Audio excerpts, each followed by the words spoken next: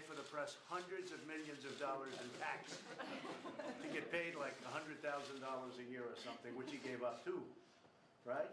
President of Goldman Sachs paid close to $200 million in tax. And he didn't do that to make $200,000, which he, by the way, gave up. Did you give the money up? I shouldn't ask you that. That's terrible. Did you? Oh, yeah. Anyway, that's a great. Yeah, I gave up my salary. Brilliant guy, and we Thank appreciate you. We appreciate what you've done. Thank you. Gary Cohn, president of Goldman Sachs, formerly. That was a big check he had to write. Okay, sit down, please. Nice to have to write a check like that, right? Right, Chris? Well, I want to thank you all very much. Linda McMahon, as you know, is the director. She's a fantastic woman, and we're waiting for her approval. We're waiting for many approvals from the Senate. The Democrats are acting deliberately slow. They're not behaving well at all. That's why over the last many years, nothing got done in this country. But we're moving things along, and we're moving them along fast.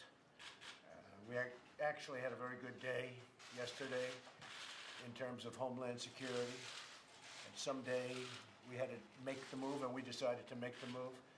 It would be nice again if we could have our cabinet, because our cabinet, which is outstanding, is going through a lot in terms of what they're being put through in the Senate. Jeff Sessions, they made him wait an extra week, and they did that only for political reasons. It was only for, they just made him wait. I said, why did they do that? Just politics.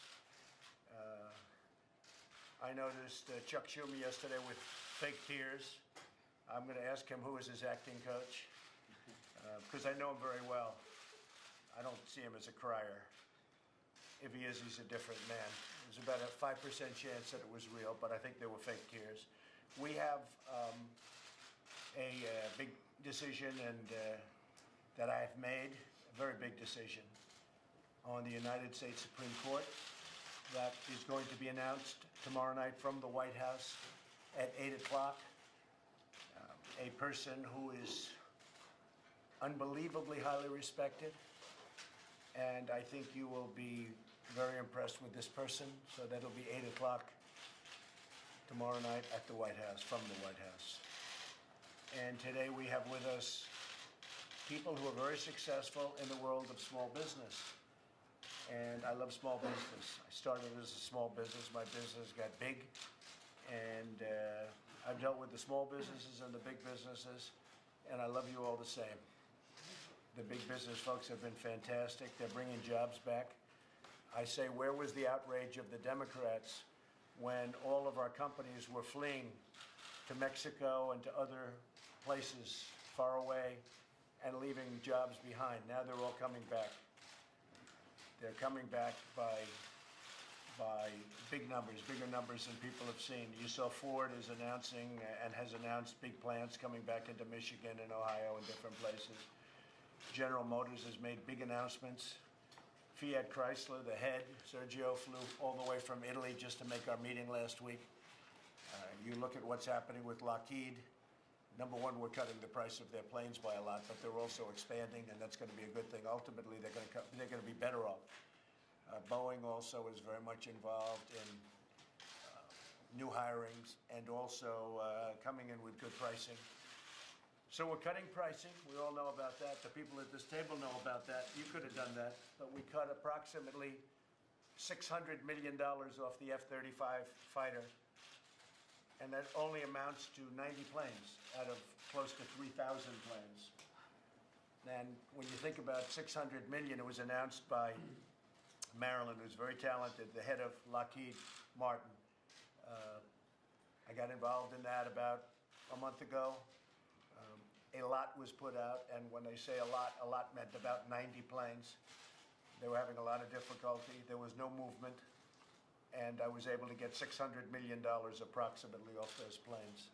So I think that was a great achievement, but that really means much more than that if you think about the fact that that's 90 planes out of close to 3,000 planes that are being ordered. So I appreciate Lockheed Martin for being so responsive. and that will be appreciated very much. I appreciate Boeing for coming in and competing, and now they'll be competing during the process for the rest of the planes, because there are thousands of more planes coming. We have a lot of planes coming. These are contracts that everybody knows about. The F-35 fighter jet. A great plane, by the way, I have to tell you. And Lockheed is doing a very good job as of now. There were great delays, about 7 years of delays, tremendous cost overruns. We've ended all of that, and we've got that program really, really now in good shape, so I'm very proud of that. I actually started working on that when I was president-elect. And the reason I was working on it, and you folks would understand it, because we love doing that stuff, right? Somebody said, why don't you take a vacation before you become president? I said, because I like doing this. But we will be saving billions and billions and billions of dollars on contracts.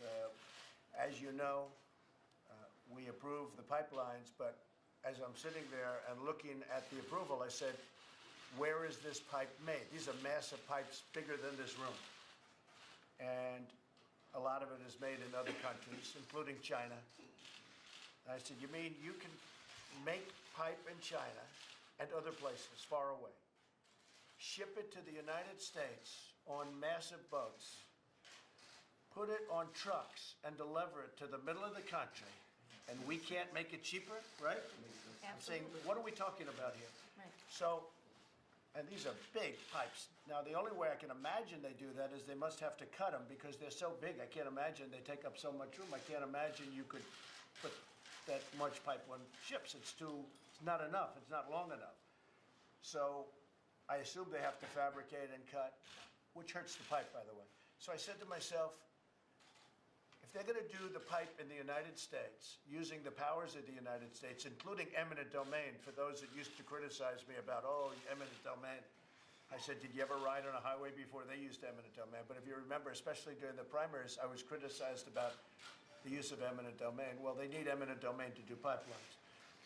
But if we're going to use our powers of eminent domain and all the other powers, then I want the pipe to be manufactured with United States steel. That doesn't mean the company United States Steel. It means steel from the United States. United States Steel will be absolutely a bidder. And I also want it to be fabricated in the United States.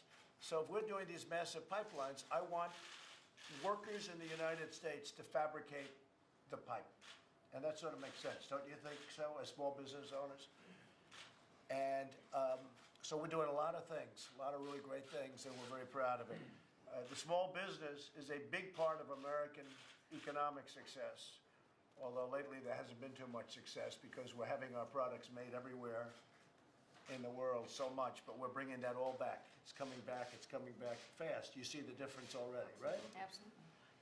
More than 28 million small businesses in the country, 28 million. Small business equals fewer than 500 employees. That's what's considered a small business. Anybody have over 500 employees here? If you do, we'll get you the hell out of here. 56 million small business employees. Think of that, 56 million. Small business is really our biggest business. We employ 48% of private workforce. The private workforce, big percentage is employed by small business. So we read about General Motors and Ford and Boeing and Lockheed and all of these great companies, but a big percentage of them are small business. We want to make life easier for the small business owners. That's what we're here for today. Last week we had the big businesses.